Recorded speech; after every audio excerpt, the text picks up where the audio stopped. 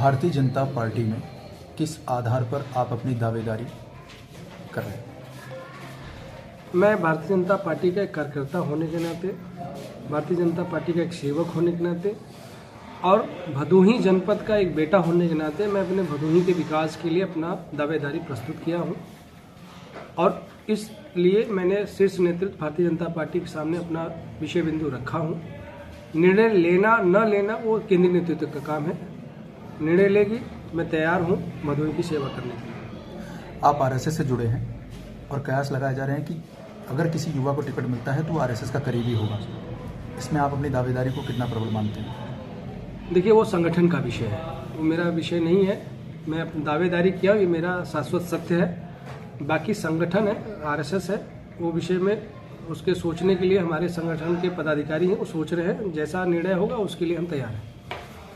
जनपद के वो मुद्दे अगर आप चुनाव लड़ते हैं, जीते हैं, उनको हल करना चाहेंगे? देखिए, भारतीय जनता पार्टी और शीर्ष नेतृत्व के बिहाफ पे अगर पार्टी मुझे अवसर देती है तो मैं इतना चाहूँगा कि मेरे भदोही का जो प्रमुख 3-4 बिंदु हैं, एक तो जिला अस्पताल, साथ साथ 6 ब्लॉकों में सभी अच्छे अस्पताल हों, जिससे कि क्योंकि एक ब्लॉक में देखा जाए तो कम से कम नहीं तो 2-2 लाख 3-3 लाख की आबादी है, तो उनको देखते हुए मुझे उनकी भी व्यवस्था देखनी है। जब स्वास्थ्य सही रहेगा तो सब कुछ अच्छा रहेगा। दूसरा, शिक्षा के क्षेत्र में एक विश्वविद्यालय होना चाहिए। तीसरा, एक कृषि अनुसंधान केंद्र हो जो भदोही के लिए हो।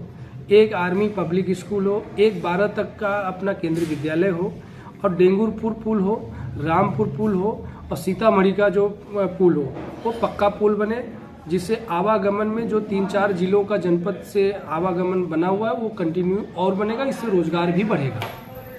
भदोही को रेफर जिला कहा जाता है, इस बदनुमा दाग को आप कैसे हटा सकते हैं? उसके लिए हमारे भदोही भाजपा के सभी वरिष्ठ से लेकर युवा तक सब लगे हुए हैं कि इस शब्द से भदोही का निजात मिले। और इस बार हो सकता है कि केंद्रीय नेतृत्व ने निर्णय लिया है और कहीं न कहीं आने वाले समय में ये भदोही के लिए एक प्लस होगा और खुशखबरी होगी कि भदोही का ही व्यक्ति आएगा, क्योंकि प्रधानमंत्री जी का जो ख्वाब है वो लोकल वोकल की राजनीति, उससे हम आने वाले समय में भदोही का ही होगा। भदोही के युवा चाहते हैं कि इस बार प्रत्याशी भदोही का हो। आनंद शुक्ला उन युवाओं में अपने आप को कहाँ मानते हैं? मैं अपने आप को प्रथम स्थान मानता हूँ। ये भदोही की युवाओं का मैं धन्यवाद करता हूँ कि आप लोगों ने या भदोही की युवाओं ने मुझे अवसर के लिए तत्पर आए दिन सोशल मीडिया से लेकर व्यक्तिगत भी कई बार कांटेक्ट करते हैं।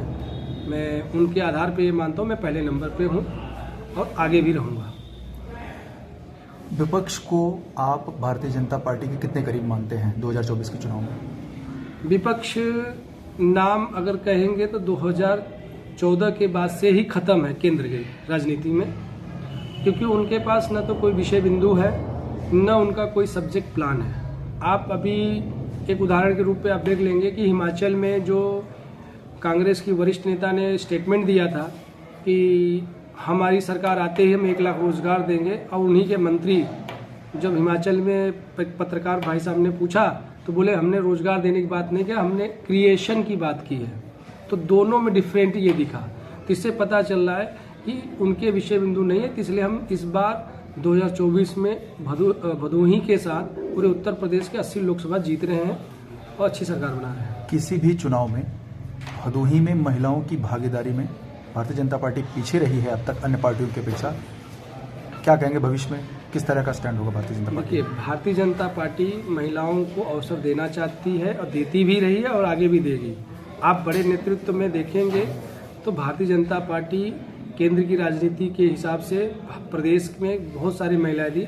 यदि भदोही की महिला यदि आगे आएगी तो जरूर अवसर मिलेगा, लेकिन आगे आने के साथ साथ वो समाज में प्रतिष्ठित भी हो, क्योंकि पीछे वाली राजनीति और सकारात्मक राजनीति पार्टी दोनों देखती है। पार्टी में अगर आपके अलावा किसी अन्य युवा को मौका मिलता है तो क्या आनंद शुक्ला उसे सपोर्ट करेंगे? पार्टी के नाते मैं पूरी तरह सपोर्ट में हूँ। मेरे लिए, मैंने कहा ना पहले भी कि मेरे लिए व्यक्ति विशेष नहीं है, मेरे लिए भारतीय जनता पार्टी का सिंबल महत्वपूर्ण है और मैं सिंबल के लिए लड़ाई लड़ता हूँ, ना कि व्यक्ति विशेष के लिए। अन्य दल के जो शीर्षक है, जो अन्य दल के पार्टी के हैं नेता, वो चाह रहे हैं कि इस बार केवल भदोही का ही देखा जाए। जो भदोही का सीट है, ये तृणमूल कांग्रेस ललितेश त्रिपाठी को उतार रही है।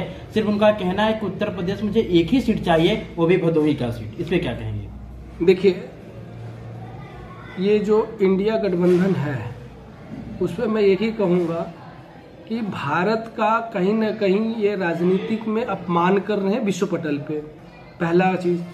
दूसरा, मैं ललितेश पति त्रिपाठी के ऊपर भी एक कहना तो नहीं चाहिए, लेकिन जो उनकी गतिविधि जो टीएमसी का सुना, उनको भी ये सोचना चाहिए कि टीएमसी अभी बीते विधानसभा चुनाव में और चुनाव के बाद पूर्वांचल के कई हमारे भाई बहनों को जिस प्रकार से तृणमूल कांग्रेस द्वारा वहाँ आनंद जी, जैसे भूचाल आया भदोही में, कहा जाए कि तृणमूल कांग्रेस जो है अपना प्रत्याशी उतार रहा है उत्तर प्रदेश में सिर्फ एक सीटों के लिए, सिर्फ भदोही के लिए, तो उस पर क्या कहेंगे? देखिए, टीएमसी पहली बात भदोही में कहीं टिकने वाली तो नहीं है, लेकिन उसके नाम पे जो एक त्रिपाठी जी का नाम आ रहा है, वो जो भी पूर्वांचल के हैं, पूर्वांचल के निवासी हैं और एक ऐसे नेता परिवार से हैं जो कि मुख्यमंत्री रहे, उनके परपोते हैं, और उनकी ये राजनीतिक उठक पटक में जिस प्रकार टीएमसी ज्वाइन किया, तो उनको ये समझना चाहिए कि पूर्वांचलों की हत्या करने वाली पार्टी अगर कोई है बंगाल में तो टीएमसी है। टीएमसी एक ऐसी पार्टी आज भारत के संस्कृति सभ्यता के लिए नुकसानदेह, जब से रोहिंग्या मुसलमानों को बांग्लादेश के बॉर्डर से लेकर के म्यांमार के बॉर्डर से एंट्री करा करके भारत में रोहिंग्या मुसलमानों को लाकर स्थापित किया है। ऐसी पार्टी से यदि अगर ये पूर्वांचल के होकर के चुनाव लड़े, इनको ये भी सोचना चाहिए कि भदोही के निवासी रहने वाले मनीष शुक्ला